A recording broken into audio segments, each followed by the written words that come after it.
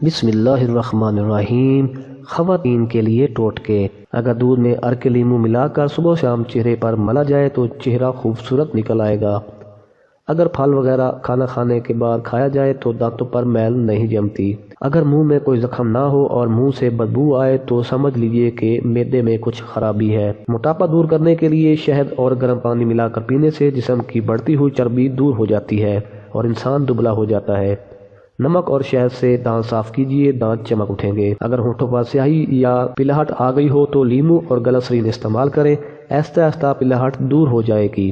اگر کوہنی پر میل جم گئی ہو تو لیمو کاٹ کر اس کے آدھے حصے میں کوہنی رکھ کر لیمو کو گھمائیں، تمام میل کوہنی پر آ جائے گی اور کوہنی بالکل صاف ہو جائے گی۔ اگر آپ کے چہرے پر کیل ماسے نکل آئے ہیں تو آپ 1 اونس گلسرین لے کر اس میں 2 عدد لیمو نچوڑ لیجئے اور چہرے پر روزانہ ملیے، انشاءاللہ فائدہ ہوگا۔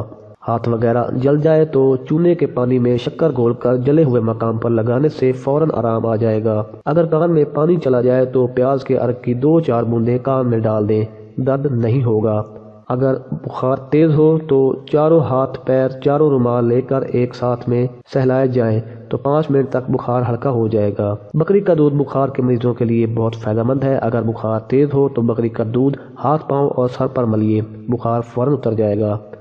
گرمی میں اگر گوشت رکھنا ہو تو اسے سرکہ اور پانی سے تر کیے ہوئے کپڑے میں لپیٹ دیجئے، گوشت کافی دیر تک خراب نہیں ہوگا۔ مکھیاں ناک میں دام کر دیتی ہوں تو کھانا پینا دشوار ہو جاتا ہے، لیکن اگر کسی جگہ پودینہ لگا دیں تو مکھیاں نزدیک نہیں آئیں گی۔